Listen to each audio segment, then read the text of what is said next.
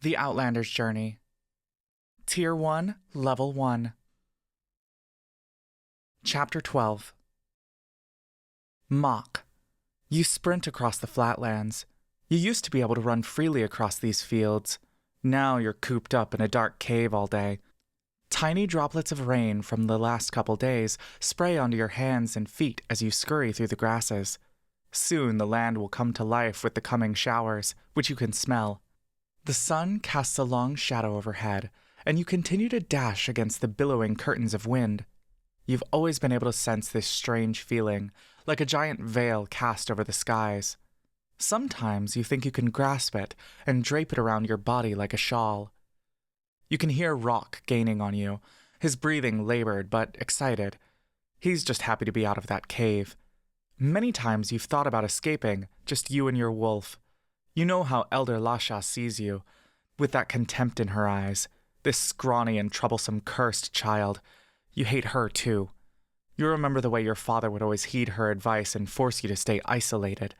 Their love for Ernog, who is so stoic and dignified and strong in every way that you aren't. And yet, all your brother does is fill you with such conflicting ideas. Keep your abilities hidden from the others, but continue practicing and honing them. You saw over time his silent acts of rebellion against your father, developing his own ideas of what is best for everyone. But you wish you weren't wedged in the center of this drama. You wish simply to be insignificant and ordinary, hunting alongside Dura. Rock catches up to you, his tongue flapping out of his open mouth. You grab at tufts of his fur and hoist yourself onto his back. You sniff the air, the scent of burgeoning life biding their time in rain-soaked soil. "Mock!" you hear. You turn your head to see Bella chasing after you, somehow keeping up with Rock. "Go back," you say. "It's not safe." "Then you should come back too." She bobs and weaves in an unpredictable pattern, and you have trouble keeping track of where she is. "Stop chasing me," you say. "Then stop running." All of a sudden, she vanishes. Rock is dashing so quickly that you can't tell if you simply lost sight of her. You pull at the scruff of his neck, and he slows to a trot. You hop off his back and trace your steps. "Bella?" You hear shuffling to your right, then a snap, and before you can react, she reappears in the air, pouncing on top of you. You both crash to the ground, and she presses your head into the dirt.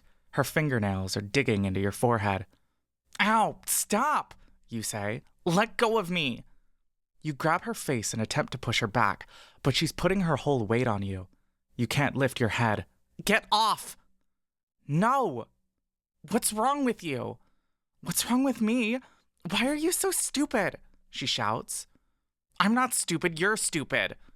Rock saunters over to you, panting happily and wagging his tail, thinking this is playful wrestling. "You said you wanted to show me and Bayron your magic, so why did you attack your brother and run away?" "I said we could do it in a private place.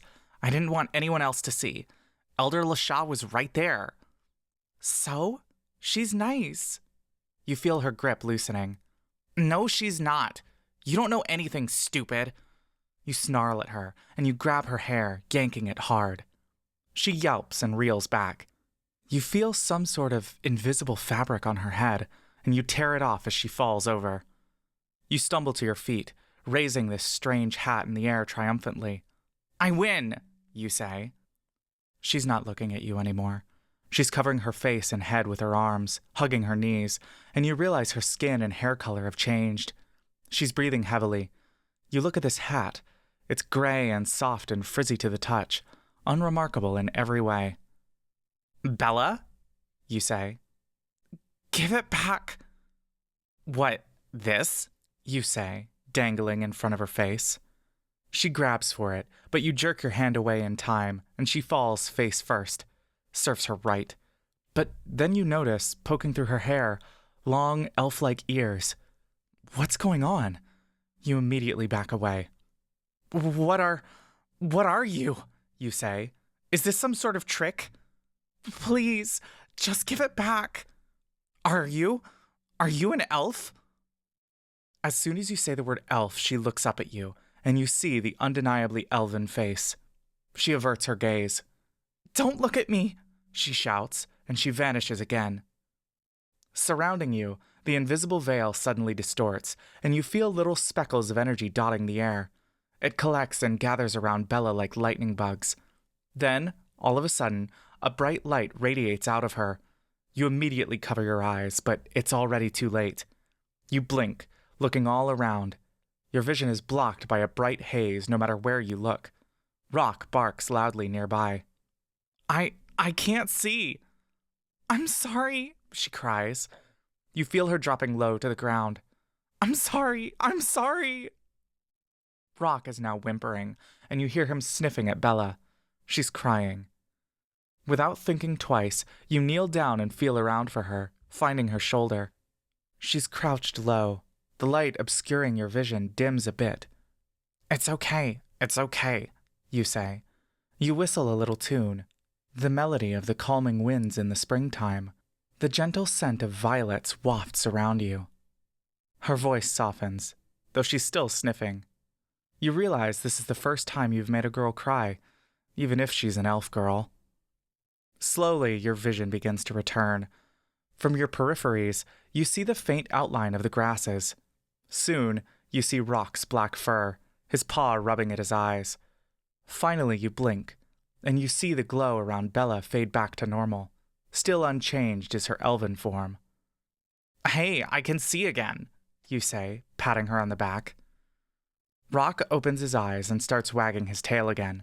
He licks Bella's crying face. Bella blinks, wiping her eyes. She notices the hat dropped on the ground next to you. She grabs it and pulls it over her head, covering her ears, and her form transforms back into the furbolg appearance you know. I'm sorry, she says again. So, are you really an elf? You ask. I'm not one of those elves, she says. But you are one. There's a pause, but she nods. Why did you lie about it? Wait, are Bach and Bayron elves too? She shakes her head. No, they're real furbolgs. They just took me along because I had nowhere to go. But you're not from the forest? I am. I'm a wood elf. I got taken, just like they said. You can't determine for sure, but she seems truthful. You know the elves to be conniving, though. I have to tell Ernog, you say. No, she cries, grabbing your wrist. Please. I'm not the same as the elves that attacked you. I don't even know their language. We wouldn't be able to talk like this if I were one of them. You remember the elves that killed your father spoke limited Sylvan. It's true that she speaks more fluently than those two did, but that doesn't mean anything. My brother will understand. If you're truthful, he won't hurt you. Please, she says. Please, I'm sorry I chased you down. I won't do it again. Please don't tell anyone, please. No one's ever pleaded to you like this. Her eyes are desperate, her face contorted as tears roll down her cheeks again. Do Bach and Bayron know? They're just protecting me. But they know. She nods. Why did those bad elves kidnap you? Because I have wild magic. It's the thing that caused the bright light. You don't understand anything about the elves and their strange ways of life, their mindsets and motivations. Even if you tell Ernog about Bella, what's he going to do? He would never kill her, and he'd never make her leave to fend for herself. And now that all of you are hiding from the elves, he would never hand her back to them. You turn around to Rock, who, despite his simple-mindedness, has never been wrong in his judgment of character. He continues to lick the salty tears off her face. You hear an urgent call in the distance, in a language you don't know. Rock's ears flick up, and he instantly turns his head. His eyes narrow, and he bares his teeth, growling. Get down, you whisper, and you grab Bella's shoulder as you lower yourself. Through the foliage, you hear the crunching of footsteps and soft murmuring. Your heart begins to quicken. Bella's wild magic might have given your location away. 3 voices speak quietly back and forth, 2 male and 1 female. We might have been found.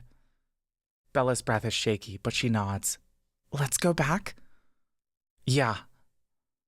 Slowly you crawl on all fours. The cave isn't far away, but you know better than to accidentally lead these strangers home. The 3 of you move in a roundabout pattern. Bella is shaking, still crying a little bit. You need to find Ernog. Just as you think this, you hear another set of footsteps not too far away. 3 more murmuring voices, one of which you recognize as your brother's. You hear something like, "They must have gone this way." Suddenly, Sean begins to bark loudly, and you hear her break away from your brother, bounding towards the stranger's voices. One of the men screams, and you hear Sean yelp in pain. Rock barks in response, bolting after her. "Rock, stop!" you hiss. You try to follow after him, and as the grasses bend beneath his enormous form, you finally see the infiltrators, mere arm lengths away. Donning familiar robes, the glimmer of a familiar and ominous holy symbol on a shield, an Aarakocra you've never seen before. A human, sword drawn and pointed at Sean, whose jaw is dripping with blood, and clutching his bitten and bleeding hand, the monster who killed your father. Advancing slowly towards them, you see your brother, more livid than you've ever seen, gripping the hilt of his axe, and he commands to them, "Out of the grasses, now!"